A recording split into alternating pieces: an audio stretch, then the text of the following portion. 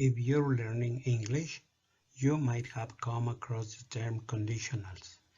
These are sentences that express a hypothetical situation and its possible outcome.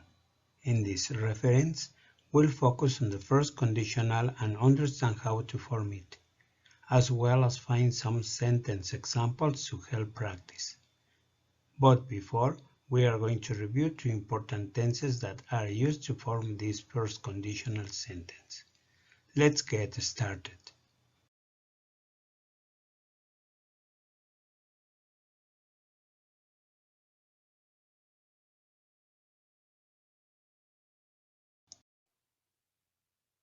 We use the simple present to describe an action that is regular, true, or normal. Don't forget that we add s in the third person. To make an affirmative sentence, we usually use subject plus verb plus the rest of the sentence. For example, I speak English at home. He learns English at home. The spelling for the verb in the third person differs depending on the ending of the verb. Most of the verbs add s. For example, eat, eats, play, plays, run, runs. If the verb finishes in y preceded by a consonant, changes this y for es. For example, study, studies, cry, cries, try, tries.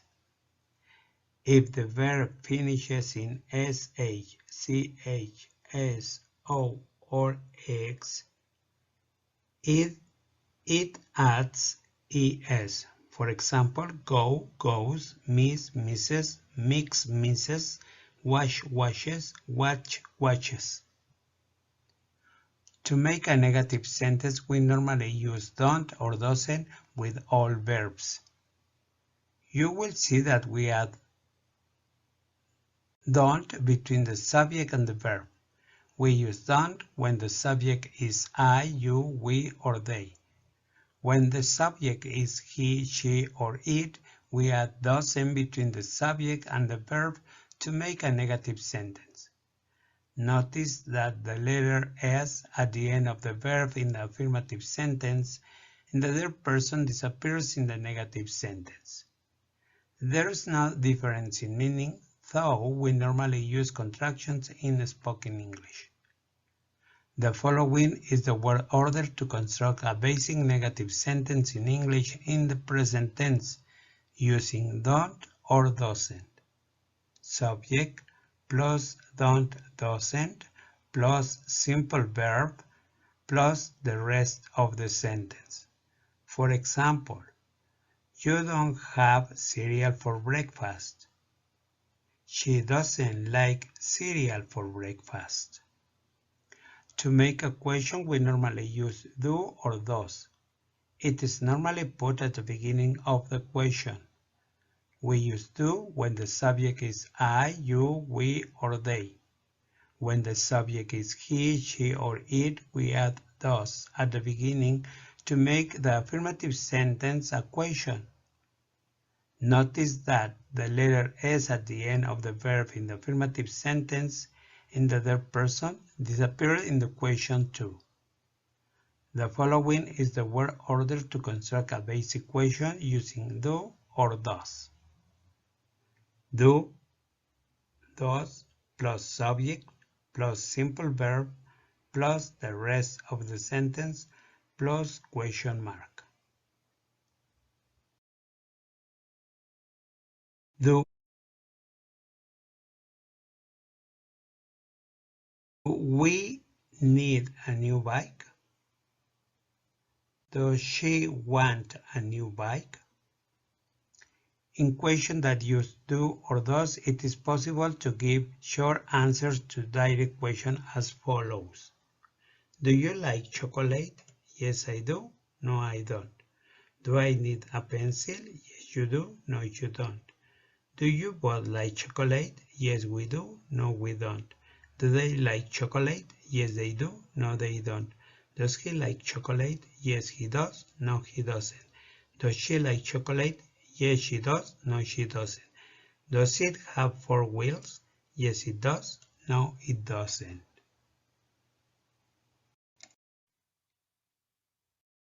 Now, let's look at the use, structure, and formula of the simple future tense.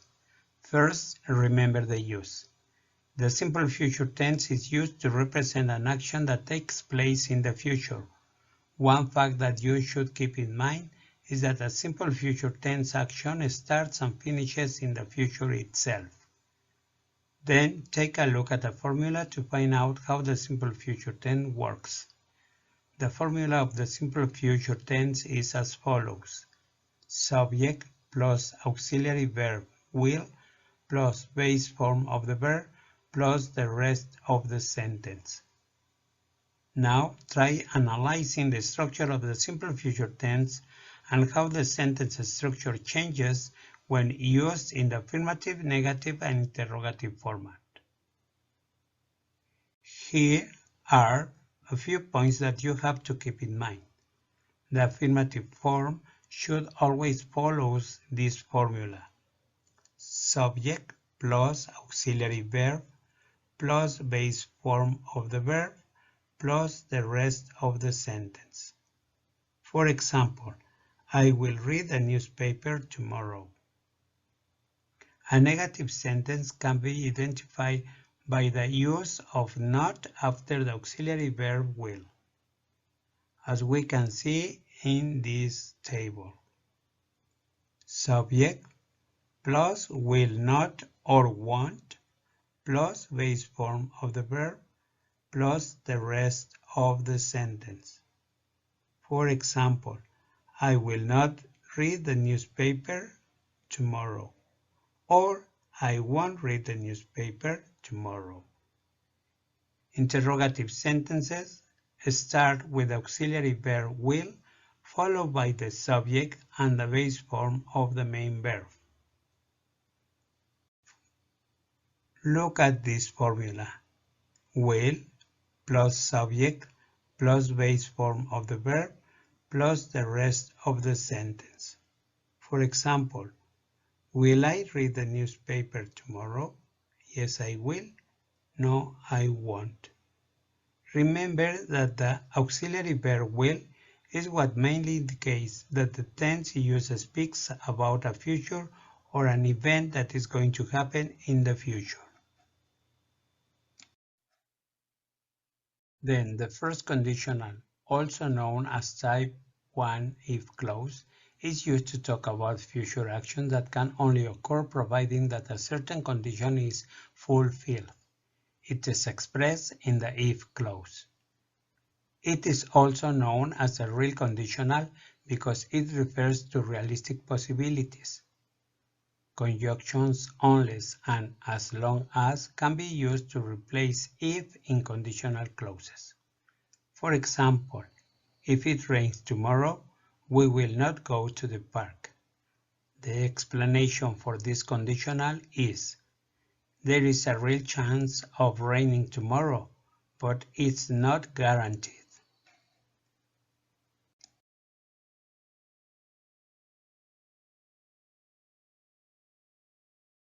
To form the first conditional, we use a present tense sentence for the if clause or condition, and a future tense will, won't plus base form of the verb for the main clause that expresses the result. If and will never appear in the same clause. For example, if students study hard tonight, they will pass this exam. The explanation for this conditional is, the if clause contains a present tense sentence, while the main clause contains the simple future tense. We can reverse the order of the clauses with no change in meaning, but if the if clause comes first, it should be separated by a comma. If the main clause is first, we don't need a comma. For example, students will pass the exam if they study hard tonight. The explanation is, the if clause contains a present tense sentence too, while the main clause contains the future simple tense.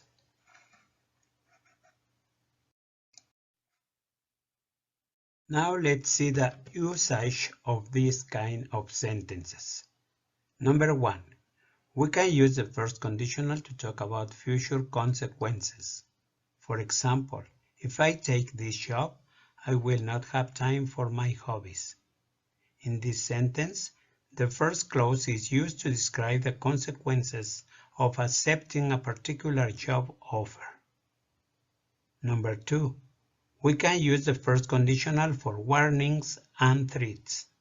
For example, if you don't accept this offer, you will miss an opportunity to grow as a specialist. In this sentence, the first conditional is used to warn about the consequences of rejecting a particular job offer.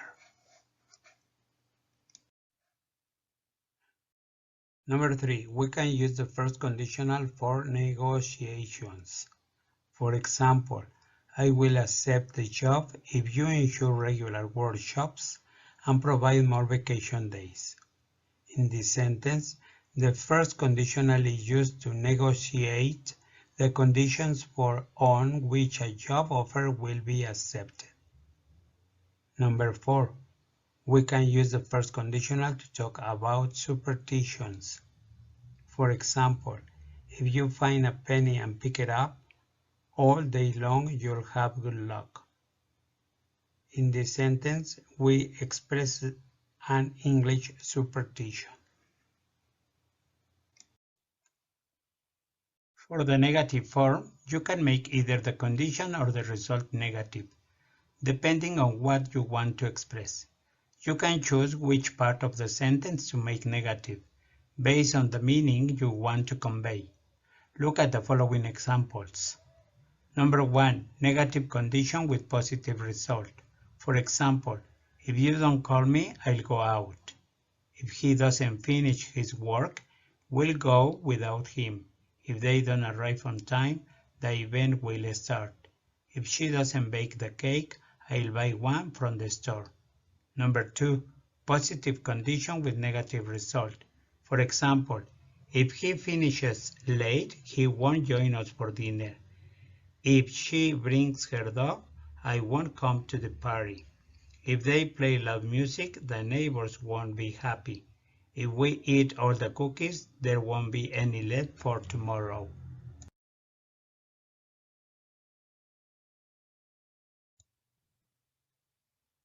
Number 3, both negative condition and result. For example, if she doesn't study, she won't pass the test. If you don't water the plants, they won't grow. If he doesn't apologize, I won't speak to him. If they don't buy tickets, they won't see the show. Creating first conditional questions involves understanding the structure and purpose of the first conditional. This form is used to talk about real and possible situations in the future.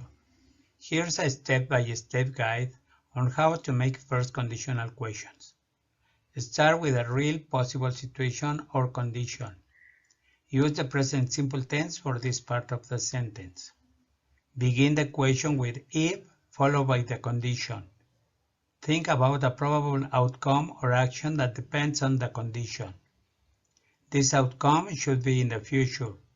Use will followed by the subject and the base form of the verb that describes the future action. Construction number 1. If plus subject plus present simple verb, comma, will plus subject plus base form plus question mark. For example, if you finish your homework, will you go out with your friends? If they offer you the job, will you accept it? If we miss the bus, will we take a taxi? Another way of creating yes-no question in the first conditional involves a specific structure that combines a future probability with a present condition. Here's how to do it. Begin your question with will. This introduces the idea of a future possibility. Follow will with the subject and the base form of the main verb that describes the future action. After the main verb, introduce the conditional clause starting with if. Fill in the conditional clause with the subject and a verb in the present simple tense. This part describes the condition that must be met. Construction number 2.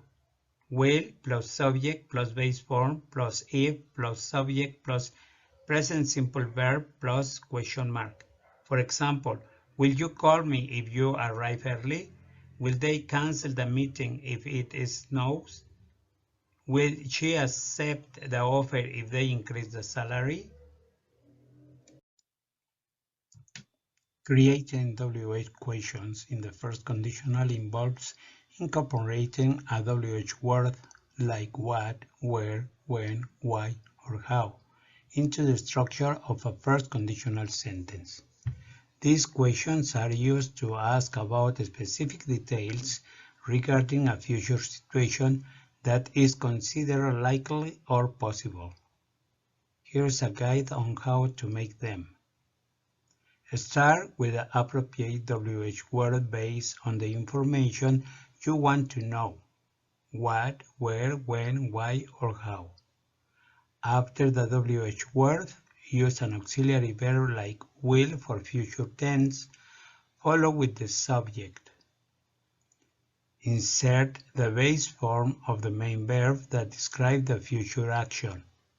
If needed, add any additional information relevant to the question. End the question with a conditional clause starting with if and the verb in the present simple tense. For example, what will you do if it rains tomorrow? Where will they go if the park is closed? When will she call if she gets the results today? Why will you change job if you get a better offer? How will we travel if the flights are cancelled?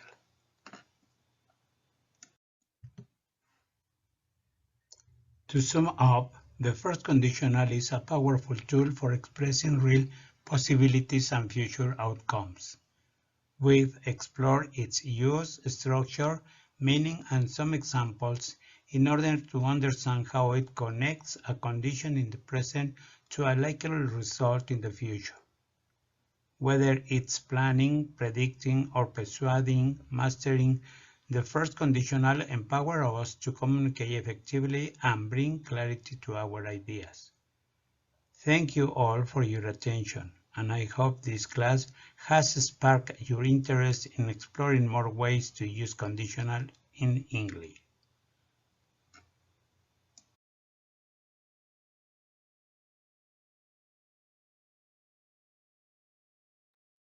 Okay, now that we know how to use and how to form the first conditional, we are going to put it in practice solving our Kahoot.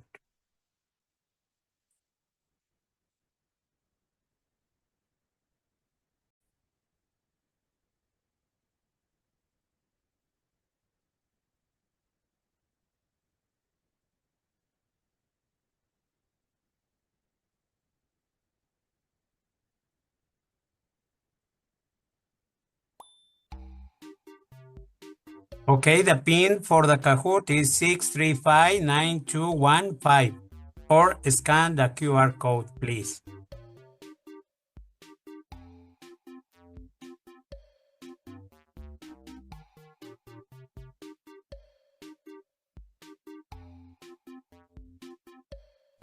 Thank you, Gerardo.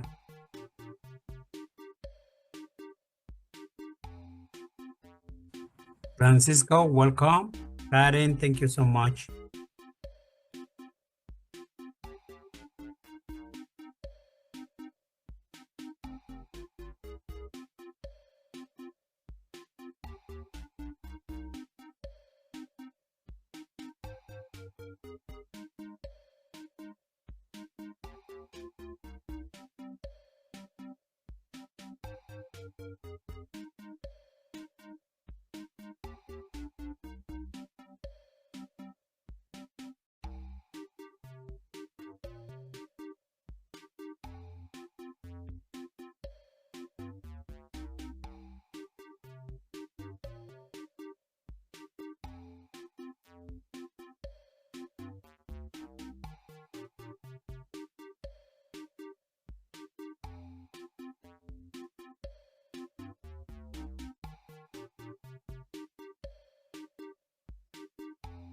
Okay, no one else? Let's start with our Kahoot.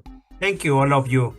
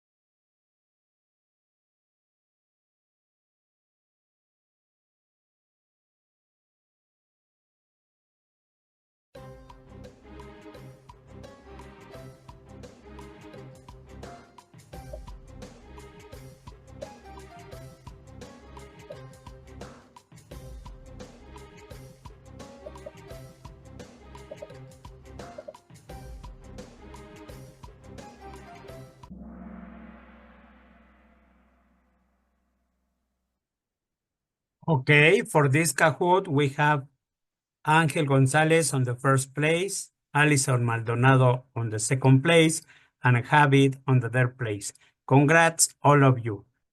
Okay. Do you have any question or any comment about the grammar topic for today? No?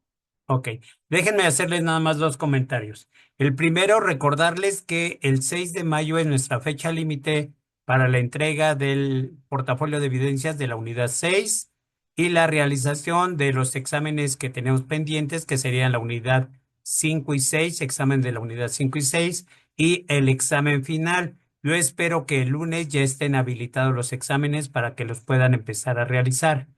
Y el segundo comentario es acerca de que nuestra última clase sería el 10 de mayo, ¿sí?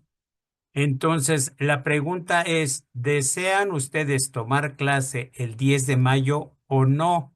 Para eso necesito que por favor, ahorita que pongan en su asistencia, en el chat, su nombre, su grupo, pongan adelantito sí o no para realizar la encuesta.